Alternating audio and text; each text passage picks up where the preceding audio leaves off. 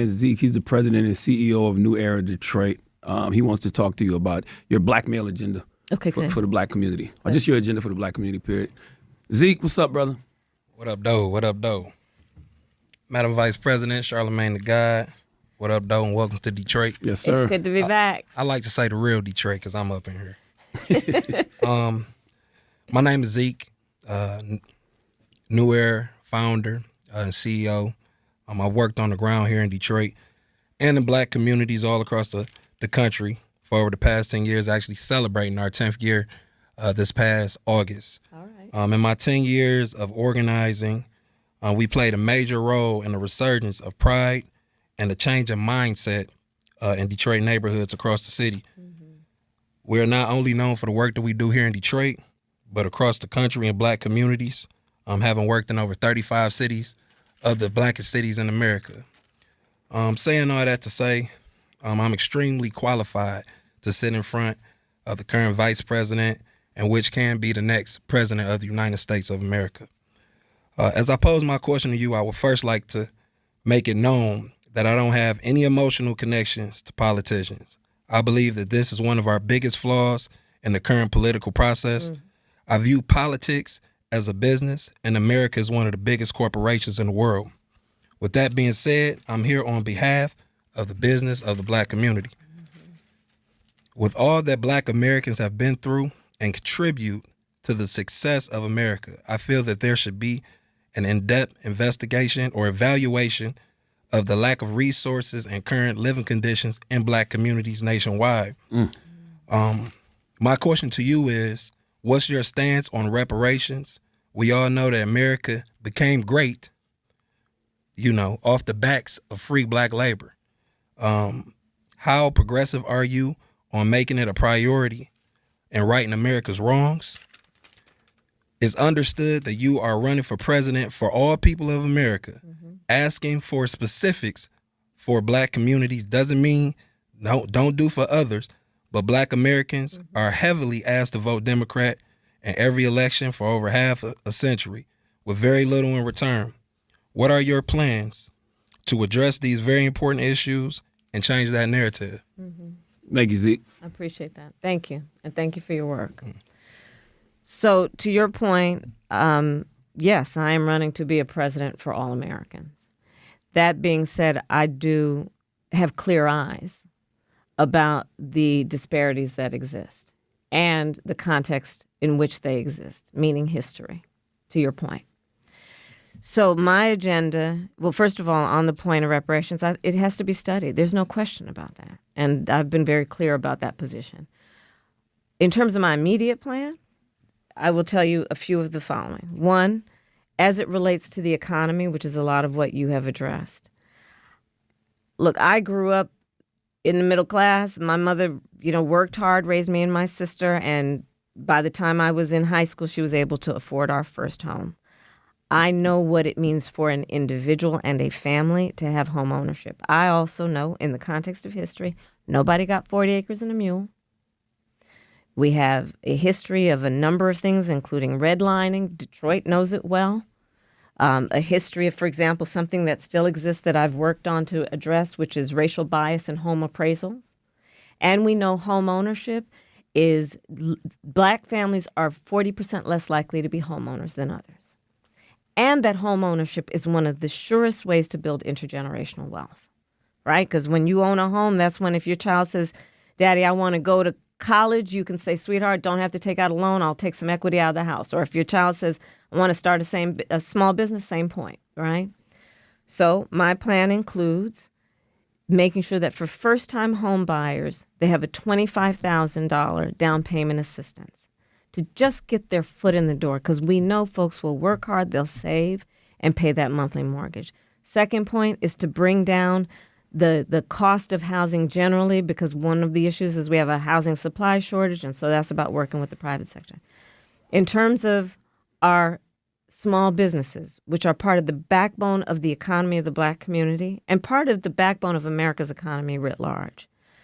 My second mother, the woman who helped raise us, was a small business owner. I know who our small business owners are, and I have convened black small business owners way before I was running for president. in my official office at the White House to talk with young entrepreneurs, mostly young, about the work that they are doing that is about clean energy work, technology, as well as the traditional, whether it be a barbershop or a restaurant.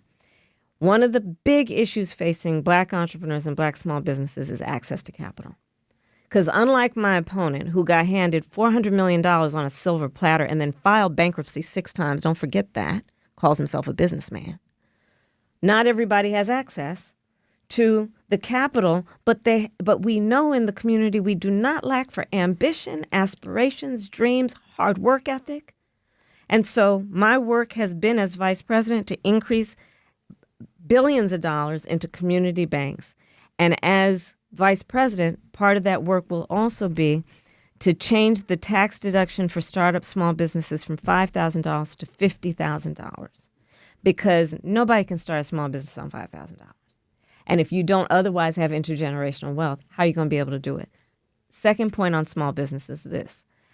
I'm going to do, basically, it's a program that is about a $20,000 non-refundable loan to basically businesses that don't have access to wealth and don't have those relationships, which is going to directly impact a lot of Black-owned small businesses. That $20,000 non-refundable loan is what would help somebody if they need to buy equipment, right? If they need to buy an extra truck, depending on what that business is, which we know that's a big part of what holds back our small businesses.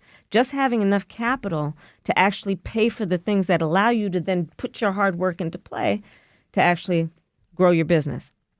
The other piece, and this is something that is critically important, is to see Black folks, and in particular Black men, as a whole human being, and understand that we are talking about sons, we are talking about fathers, we are talking about grandsons, we're talking about grandparents, we're talking about uncles. And so I say that as a preface to say 2 other things, and then I'll keep going. One, to deal with, I mean, you like that? You caught that. Okay, filibuster, ma'am. Go. To deal with health care for Black people and Black men in particular. We know that we still have a lot of work to do to increase, for example, the high risk that we have for colon cancer, for prostate cancer, right? And to increase screenings and to make sure that people are actually going to get the screenings. Not to mention the higher risk for sickle cell. So part of my agenda is about what we will do to deal with and highlight what we've got to do to focus on Black men's health. And then a similar point is this. 40% of caregivers are men. And we know culturally we take care of our elders. And we have a lot of men in the community who are in the sandwich generation, who are trying to take care of their young kids and take care of an elder parent or relative. And it's overwhelming for people to be able to do both. And a lot of people have to end up thinking about leaving their job to just do it. That's right. So my plan is this. 1, in order for people to then afford assistance for hiring health care, home health care, they basically have to go broke to be eligible for Medicaid. My plan is this. Let's have Medicare, and this is, I've mapped it out and we can make it work. Medicare cover the cost of home health care for seniors, which means that you are looking at individuals in the context of their whole family. Because what we know is, again, understanding the culture, understanding the reality. Lots of people are having to leave work in order to do that. So these are some examples of my agenda. And overall, it is an agenda that understands, by the way, because we've talked already a lot about criminal justice, that the needs of the Black community are not just about criminal justice. We need that money. It's about, because here's the thing. We have brought down Black unemployment, I said this earlier, to one of the lowest levels in history. But I'm very clear.